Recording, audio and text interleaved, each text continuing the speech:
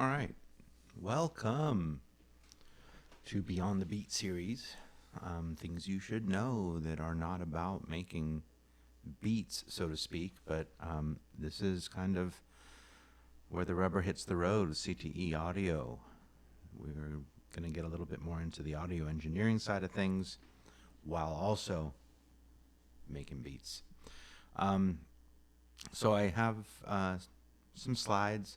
Going to go over some content, going to show you, reference some music in Pro Tools to give you examples, and I'm going to add some additional elements from Pro Tools to kind of help learn some more about the program while we're at it. All right, so jumping right in, we're going to define some terms. The first one being audio or sound. And sound is vibrations in the air. When I speak, I am moving air in front of me. When a speaker is pounding, it is moving air. And those vibrations are called waves. A couple images here to show exactly what that looks like. Now, those of you who've taken physics have seen waves. The measure from going up over the x-axis, down, and then back to it is called a cycle. Now, this may not look like the audio that you're used to seeing, but it actually is. So if we look at this guitar part, and let's just zoom in. As we get to zooming, then we start to see the actual waveform, the cycle that we're able to kind of call out. Now, the important part, this x-axis, is called the zero crossing. And there is something very important about the zero crossing when it comes to editing audio, and it is absolutely critical. When you're editing, you always want to aim for that exact spot where your audio crosses the zero crossing.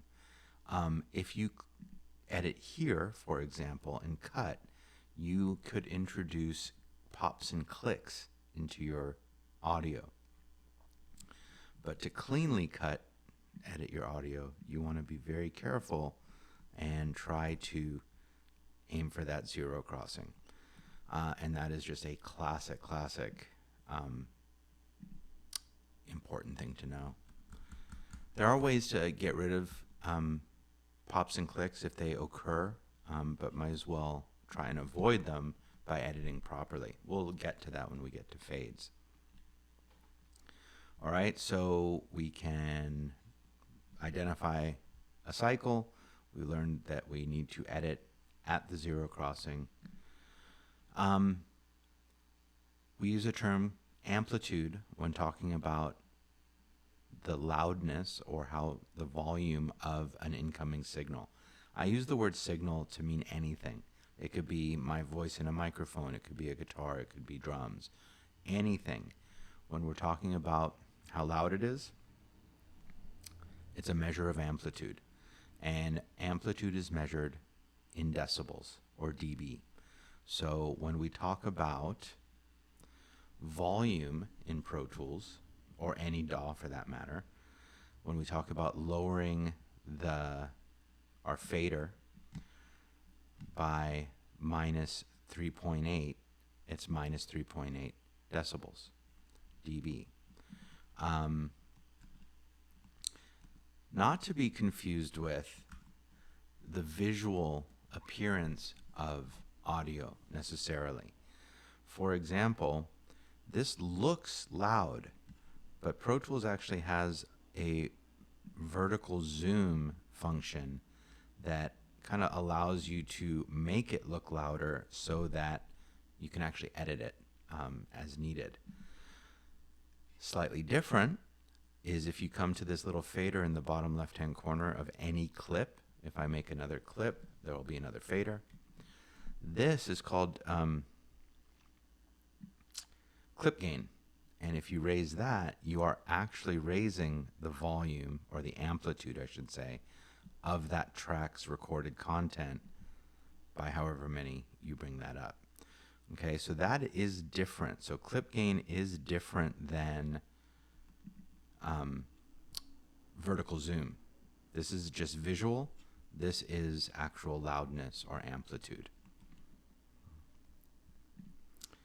All right, jumping from some audio stuff to MIDI. So MIDI, the big trivia answer or question is, what does it stand for? Musical Instrument Digital Interface. Way back 70s and 80s, 80s probably become a more consumer and ubiquitous form of music making. It's really a communication language. It is a way that computers talk to different types of electronic instruments and send messages in order to trigger sound, essentially. So we have gotten to know that essentially we can plug a keyboard into a computer. If we hit a key, that key will play whatever that instrument is. If it's a middle C and it's on a piano, you're triggering middle C on a piano. If it's C1 and it's a drum set, it's usually a kick drum. If it's D1, it's usually a snare drum. If it's F#1, it's usually a closed hi-hat. Back in the day, we didn't have USB. We had MIDI keyboards that had cables. They were these 5-pin cables called MIDI cables that would go into a box, a MIDI converter, and that box would have an output that went to another generator, a sound generator, or a synth, or anything for that matter. And we would turn a knob on this box and say, this is strings, these are drums, this is a synth bass. The computer only held the MIDI data. There were no sounds in computers back in the day. Just on and off signals. So play this note, play it for this long, play it this hard, whatever. And this is an old DX7 classic synth that has the MIDI input and output, MIDI. Continue on with that, as I already kind of stated, MIDI doesn't make any sound. It tells other devices to make sound. And the main kind of messages that it sends that I want you to be aware of, you already know about on-off information. You should know about duration, how long the notes are held, and velocity, how hard the notes are held. I'm going to spend a little bit of time on this one in a minute because it really is critical to creating dynamic sounding music. There are other things. You can control modulation, pitch wheel bends, stuff like that, various knobs and faders. All of that automation, like effect automation that we learned about, you can control that using knobs and faders, physical knobs and faders that simply send messages like, hey, turn, as I turn this knob. So looking at an instrument track that has a drum beat on it,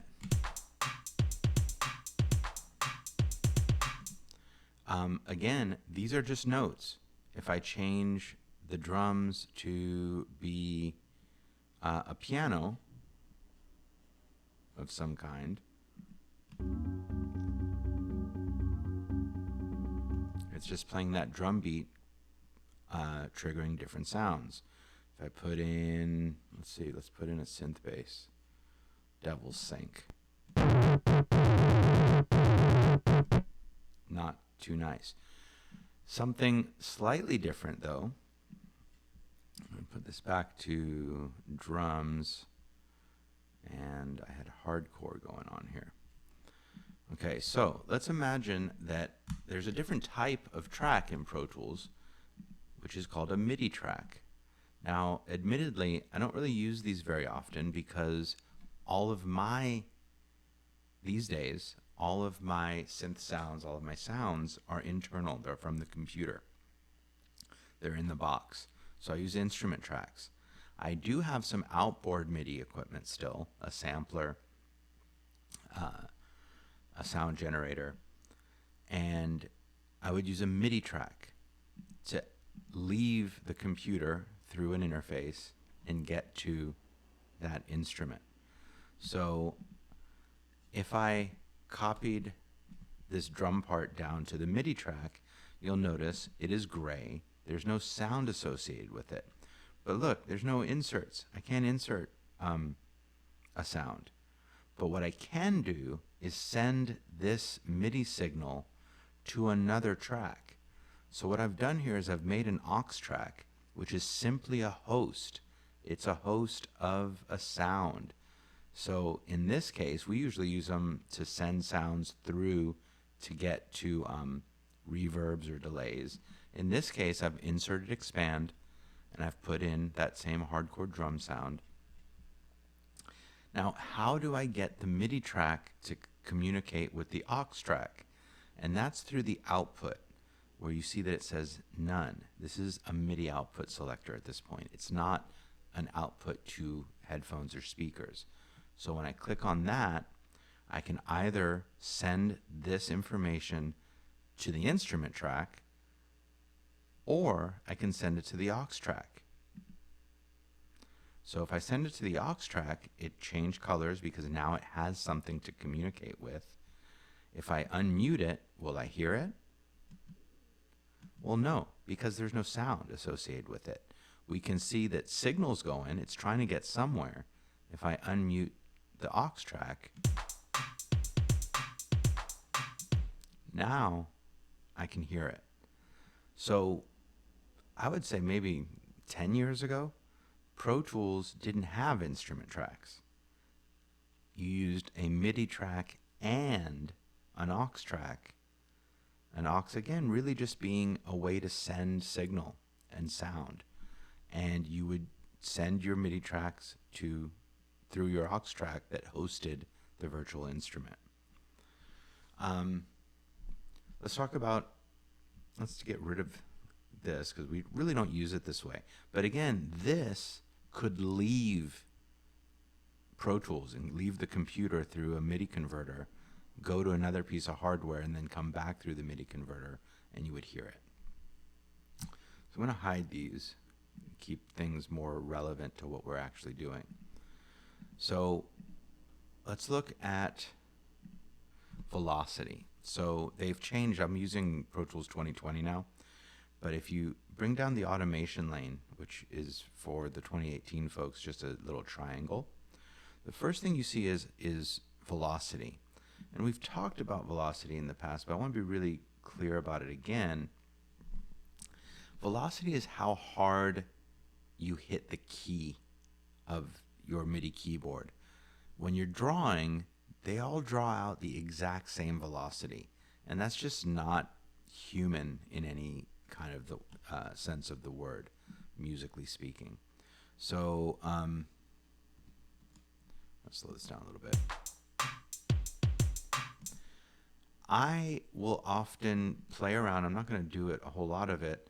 Play around with the velocities of my kicks, my snares, and really a lot with my hi-hats to get what would be more human. When a human being sits down behind a drum set, they are not hitting every hi-hat exactly at, what's considered, that's a kind of a weird, I'm used to seeing 127. I gotta look into that. Why does it say 0 wherever I drop it? In any case, you don't hit everything exactly the same. So there's different ways of doing this. There's some automated ways of doing this, but I'm not going to get into that randomization. But what you might end up doing is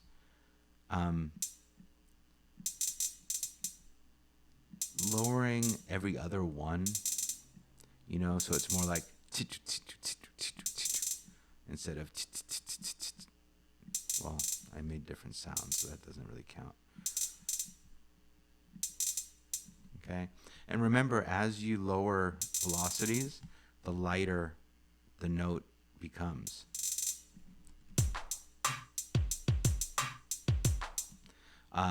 Something like this, where the kick drum hits twice, I will often make the second one of those, well, all of these I'd want to be louder, but I would make the second one of these louder than, or perhaps quieter, depending how you look at it, because when you double hit on a drum, on a kick drum pedal, it's never going to be the exact velocity or how hard you hit that drum when you're doing a double or a triple hit like that. So it may not be super obvious. Da-dum, da-dum. All right, so playing with velocity really makes a difference in your programming, and it humanizes a lot. So velocity is something to pay attention to. And if you click here, you can see, we've talked about audio volume and audio panning in the past. You have your mod wheel and sustain and expression pedals, you have pitch bend. Don't get into MIDI volume, because this is actually more the example of leaving Pro Tools to control outboard hardware, and we don't have any. All right, so moving on. Duration. So again, duration is just how long the note is. So that's a longer duration than it was. Velocity we talked about quite a bit, and obviously on off. If this is not there, it's off. That's on. What else? Plugins. All right, so a plugin is an additional piece of software.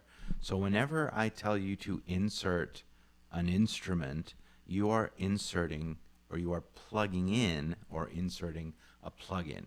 Really, the insert is kind of a term that's used from back in the day also in big consoles and in mixing boards, where you could have something leave the console and come back into it. It would go out to a reverb or a delay, come back in, and it was an insert point. So inserts is kind of like the use in the mixer, and what you are inserting are plugins. So all of my EQ plugins, all of my dynamics plugins, my modulation plugins, or my instruments for that matter. Every DAW has a platform, or the format, the brand, so to speak, not necessarily a brand because you can buy different brands, but the platform that works with it. Pro Tools plugin format is called AAX. That's what it is. It used to be called Audio Suite, but with version 11, they converted to what they call AAX.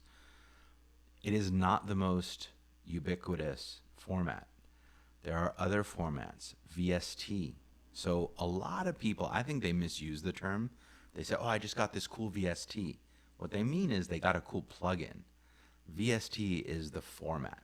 So DAWs like Cubase, FL Studio, Ableton, Reason, all are on the VST platform. Logic uses its own platform. Apple made their own called AU. It's all good. I'm going to be really honest here in terms of things like synthesizers. You're going to find a lot more for the VST or the AU platform than you do for AAX. Pro Tools still wins in the mixing category for the most part. So you're going to find lots of plug-in effects, chorusing, EQs, compressors, things like that. So AX was introduced. It has to do with going from a 32-bit platform to a 64-bit platform, which really not that interesting, except to know that when Pro Tools and most DAWs are now up at 64-bit, how much more physical processing power that is. All right, so 64-bit's not just double, it's 4 billion times the physical memory, which is pretty impressive. All right, a little bit more about the AAX platform, since we are primarily learning Pro Tools. There are two types of AAX plugins. One is native and the other DSP. DSP typically stands for digital signal processing. And when we're sitting at our computers and we're just using a laptop or the iMacs, we are using native plugins, meaning you're using your computer's processing power to run all those plugins. And we all have pretty powerful computers, so we can process a lot. The DSP version of plugins is specific to Pro Tools because Avid, the company that makes Pro Tools, makes something called the HDX card. It is a PCI. It takes up a slot in your computer tower. You can't use this. You'd have to get a chassis, and you could use this on an iMac, but it sits inside of the computer. It's a series of processing chips that allows the computer's processor to concentrate on what it's doing and lets all this additional power that's needed for effects and recording go through the card. Now, we'll define this term latency again at some other time, but latency is essentially a slight delay that when you are singing or talking or playing an instrument into a microphone and you're recording, that signal needs to go through a computer before you hear it again, before you hear it in your headphones, for example, or you hear it as you're recording. In a native-based machine, it is very difficult to not have latency as you are recording. So you might say something and you're going to hear it just a little bit later, but it's annoying and it can affect performance. Having an HDX card gives you the ability to track and use effects while you're doing it with zero latency. So you can add EQ, you can add compression as you're recording, you can add different effects. The last thing about the inserts in Pro Tools is that they are serial, meaning that they go in order. So inserts A through E, and I know I've seen kids do this. You know, you put expanded in the second one. That's fine, doesn't really make a difference. But when you're starting to really get into mixing, for example, there are times that you want to think about, do I want my EQ to go before my compressor or after my compressor? And it does matter which order they're in. They cascade. So A goes into B, goes into C, etc. And remember that you can have 10 inserts per track if you want to see them. All right, we will leave it at that.